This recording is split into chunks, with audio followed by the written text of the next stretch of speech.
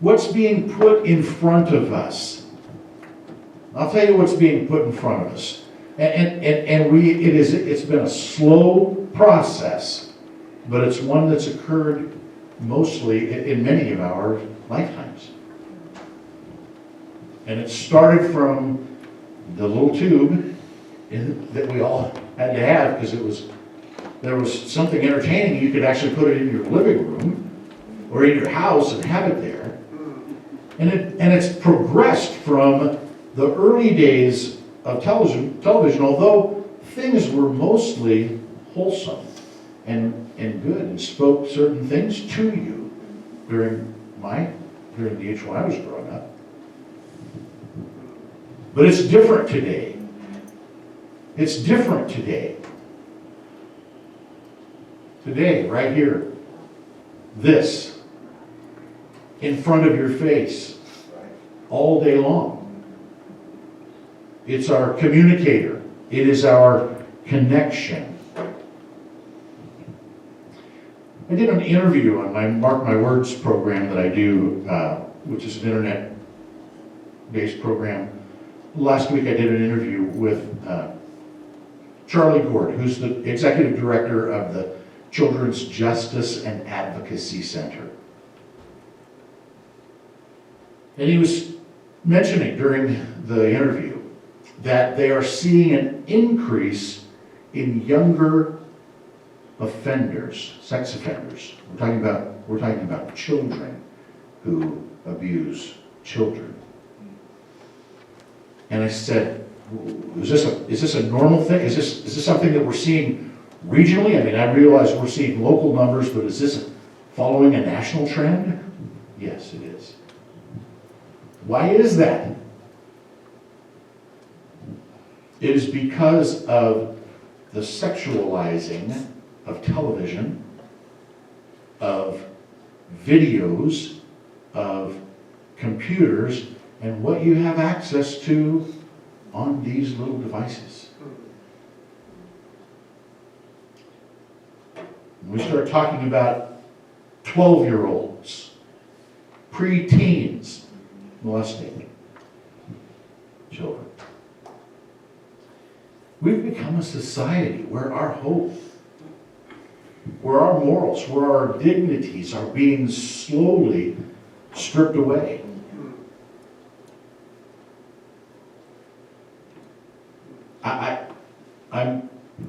I don't know what, I have to go here, I'm sorry, I don't want to take forever here this morning, but I have to talk to you about Ezekiel.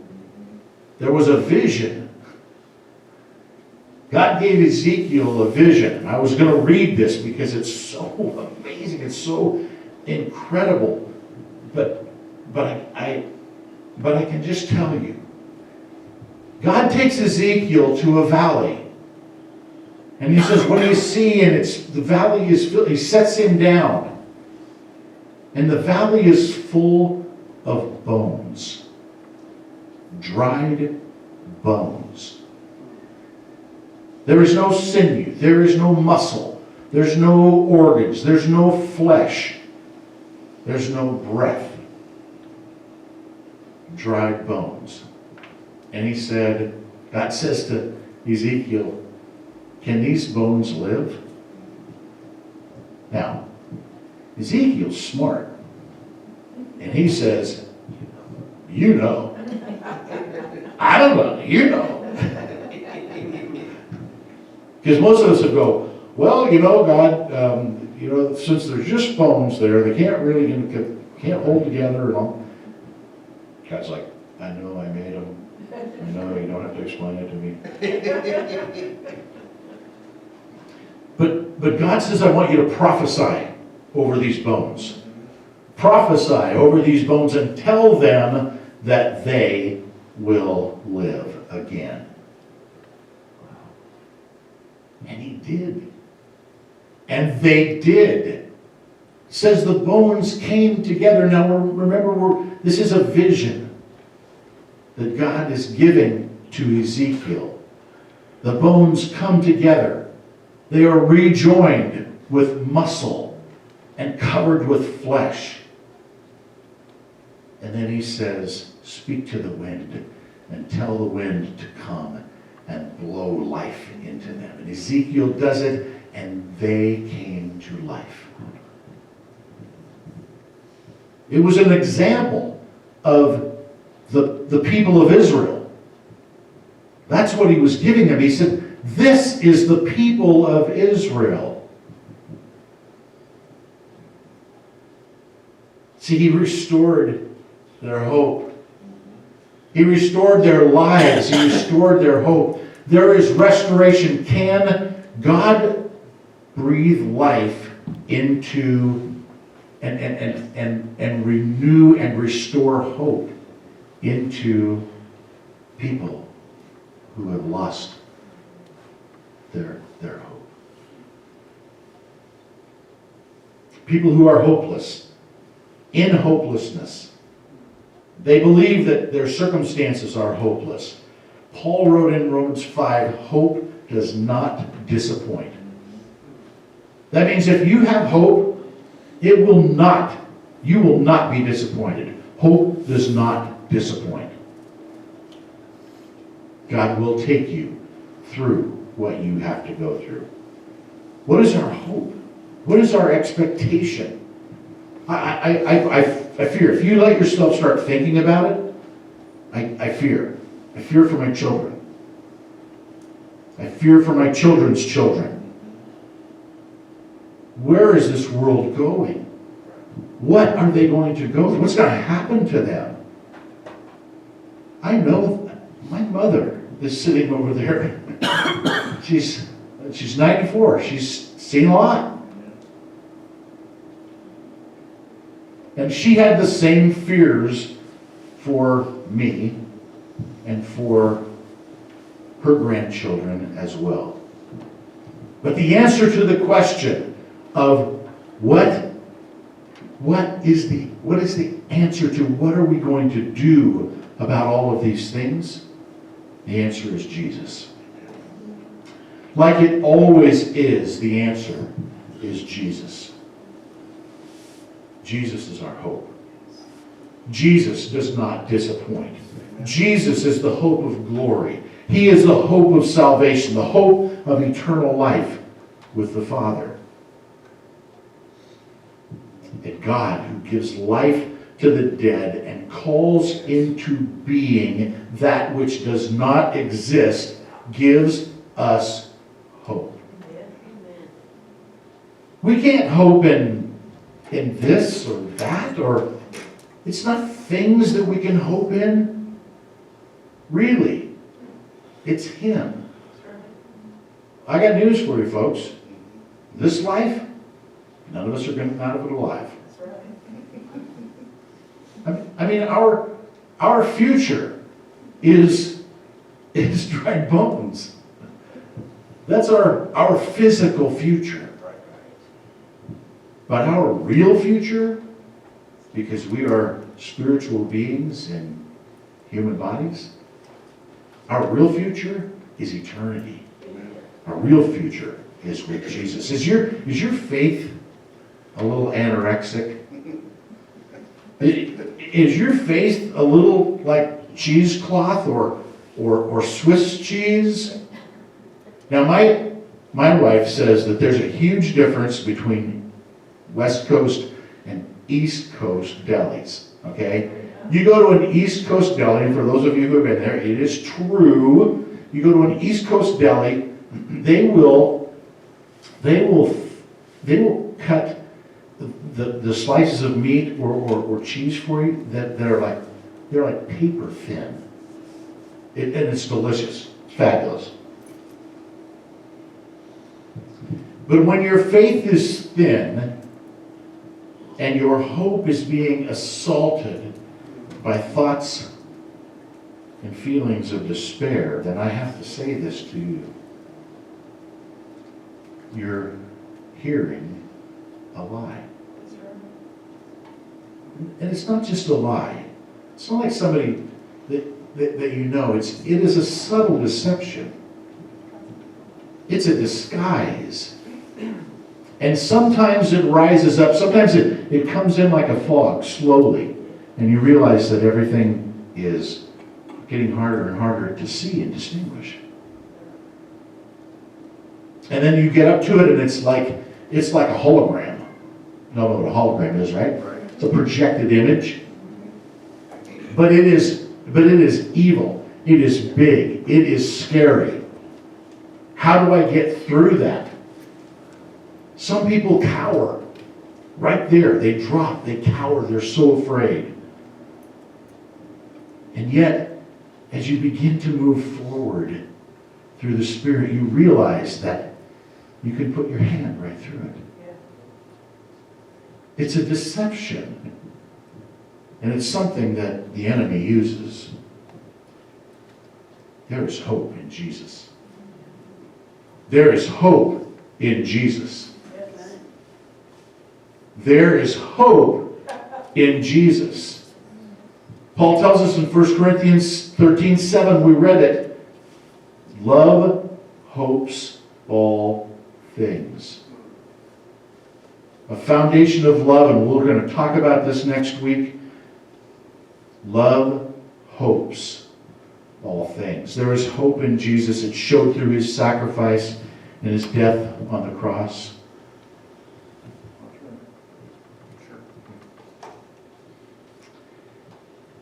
His death, his sacrifice on the cross.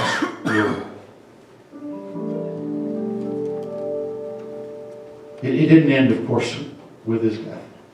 His sacrifice and his death on the cross were two significant events. But where we gain our hope is what happened next. Where we gain our hope is that God showed us that he can take that which was dead and bring it to life. That he can create out of that which does not or no longer exists. God's not limited by what we believe.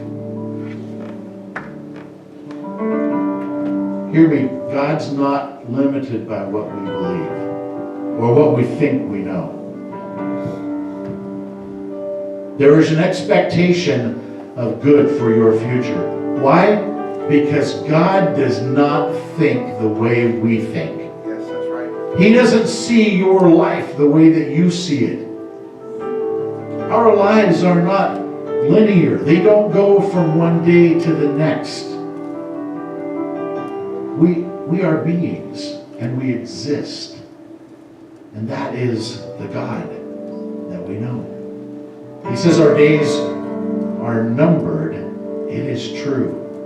That time that we have to spend in this fleshly body those are numbered. That's a fact. But there's no number in eternity. That's right.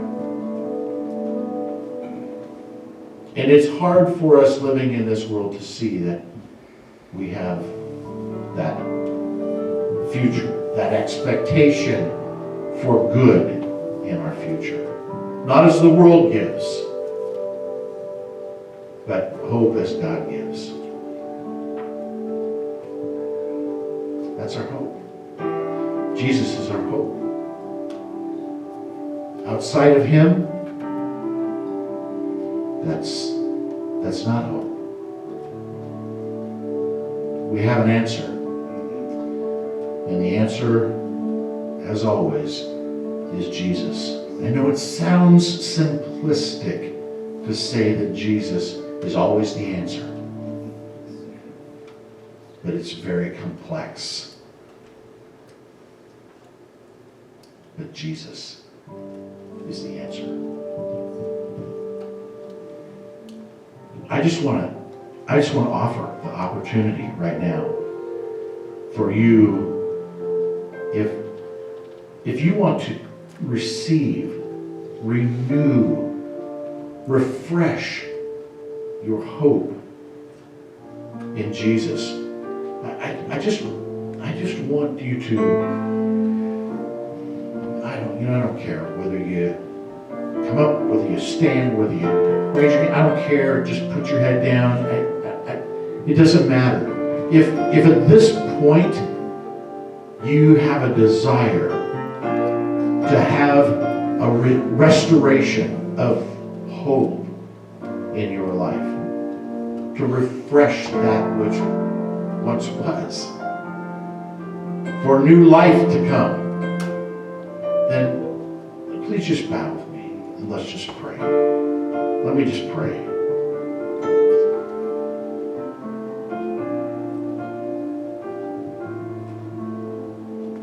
Oh God, there is none like you. There is none like you. There is no one like you. There is nothing like you. You, Father, you are our goodness. You are our hope. Our hope is in you, Lord. You have always had our best in mind. Yes. You created us to have relationship Yes, Lord. with. You created us just to love and hang out. Yes. And when we rejected you, Lord, you loved us anyway. And cared for us so much that you sent the most loving, most important, the best of yourself. And came and dwelt here with us. And went through the pain and suffering of life. Even up to and including total rejection and death on a cross.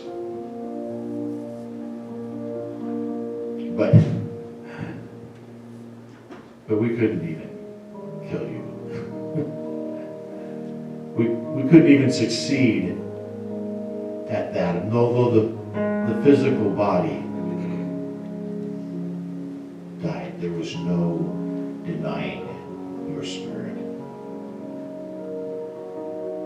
And there's no denying your spirit here today, right now.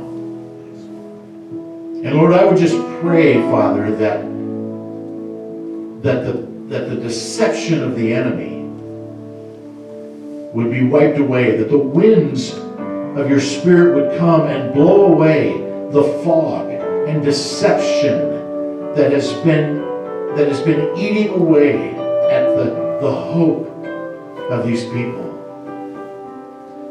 And God, the clarity and your love and that hope and expectation for a positive future would rise up within them, God. And not just your hope, Lord,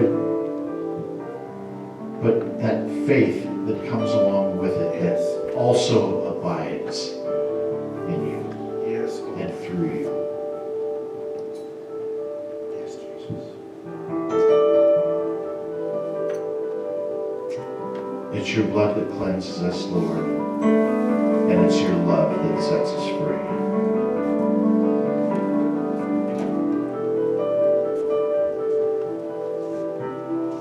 God, you are amazing. Thank you. Yes. Thank you. Next week, we will continue. Amen. We'll talk about the third piece and greatest piece, a thing called love.